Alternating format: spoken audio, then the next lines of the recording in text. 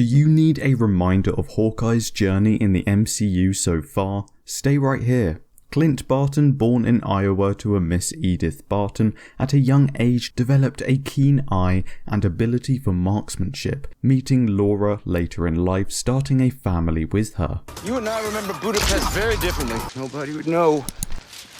Nobody. Okay, look, the city is flying. We're fighting an army of robots.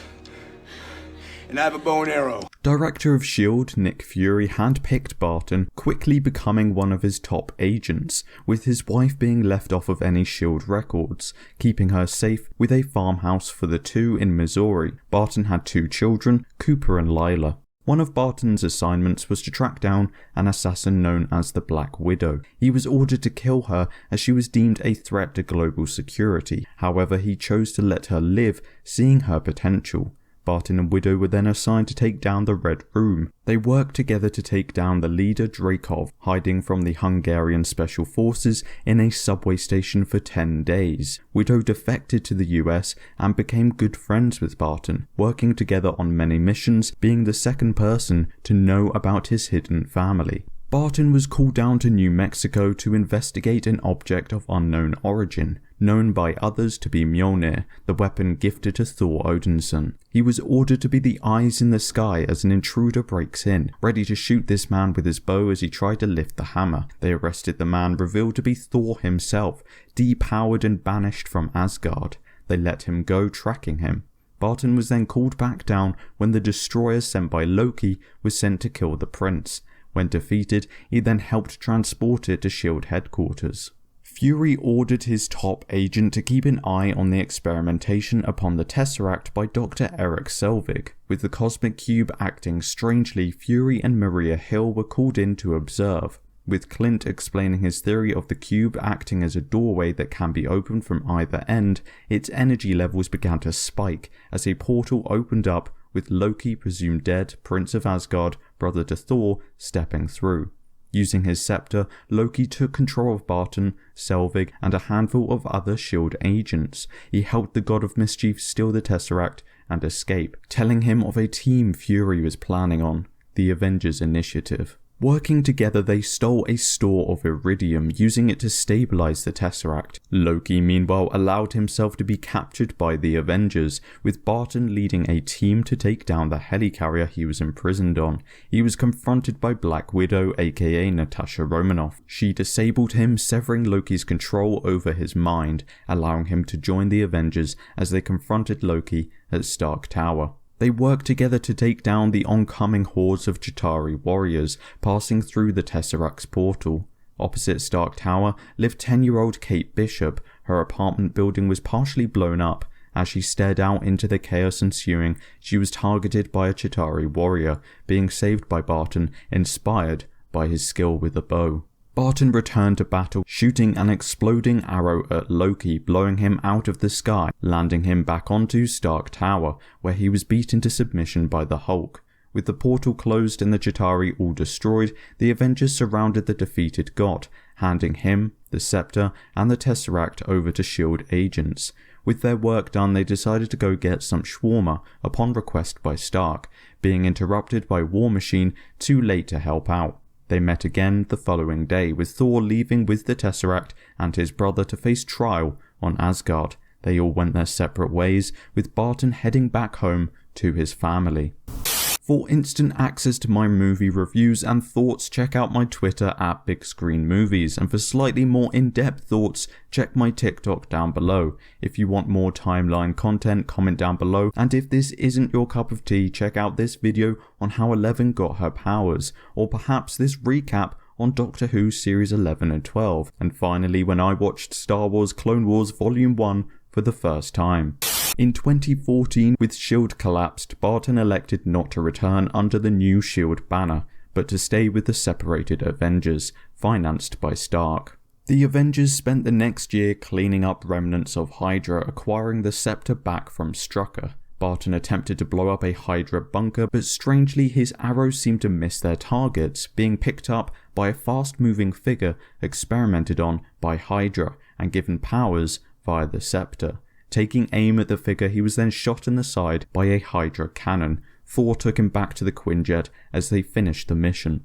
He was patched up using Dr. Cho's regeneration cradle, replacing damaged skin with plastic. As a party at Stark Tower came to an end, Barton claimed Thor's hammer was a simple trick, laughing at the ridiculousness of it as he tried to lift it, followed by the failed attempts of the other Avengers. The fun was interrupted, however, as Stark and Banner's attempted AI, named Ultron, attacked them, deeming them a threat to peace. Ultron escaped, killing Strucker, stealing the Avengers' secret files, and recruiting the Maximoff twins. Ultron's plan was to acquire vibranium and build himself a new body. Wanda Maximoff used her powers to bewitch many of the Avengers as they confronted Ultron, but was taken out by Barton, not wishing to be put under anyone's control again. She was picked up and taken away from the battle by her brother as Barton checked on the others. After an out-of-control Hulk was let loose in South Africa, thanks to Wanda, the Avengers were advised to lay low for a while. Barton decided to take the team to his safe house where his children and pregnant wife was staying, introducing them. That evening, the Avengers discussed the situation with Nick Fury, who had arrived. Barton, Cap, and Widow traveled to Seoul to confront Ultron, trying to prevent him from creating a new body out of vibranium.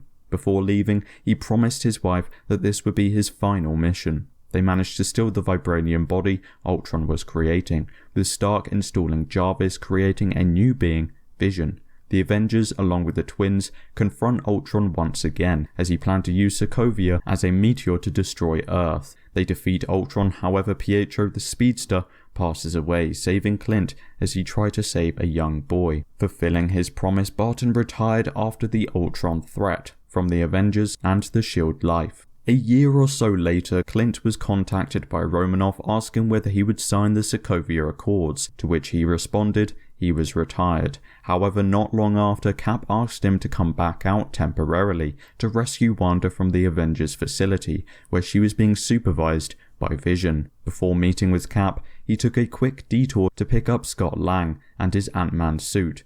This all culminated in a massive battle between the Avengers, as some agreed with the Accords and others didn't, as was the issue with Zemo and the Winter Soldiers. Most of Cap's team, including Barton, were defeated and arrested, sent to the Raft, a high-security prison. With Tony and Cap no longer seeing eye to eye, but claiming to be there when needed, Cap breaks out his friends from the Raft. Barton and Lang make a deal with the FBI to stay under house arrest to be with their families, following the Accords as the others go on the run. 2 years go by and Clint is outside spending time with his family, calling his daughter Lyda for lunch. He realizes she's disappeared, with nothing but ash blowing in the wind. He turns back to where his wife and boys were. Again, nothing but ash in the wind, snapped away by Thanos, decimating half the universe. Embracing his grief, Hawkeye became Ronin, a merciless assassin hunting down criminals that survived the snap, bringing about justice via murder. He took out the Mexican cartel and went after the Yakuza in Tokyo before being tracked down by the remaining Avengers and confronted by Natasha. He rejected the proposed plan to bring everyone back, not wanting to be given hope, only for it to be taken away again. She comforted him, taking him back to the Avengers facility. Barton offered himself up to test the time machine device Stark and Banner had been working on, being sent back home, but before he could see his daughter again, he was sent back. But he had hope. It was possible for him to see his family again. The Avengers split into groups, collecting the stones from various points in time. Clint and Nat travel to Vormir to collect the Soul Stone. Not wanting to sacrifice his best friend, Clint jumps, only to be saved by Nat, as she has nothing for her when everyone comes back. This is a debt she can finally pay back, trading her soul for the soul he saved that day when they first met.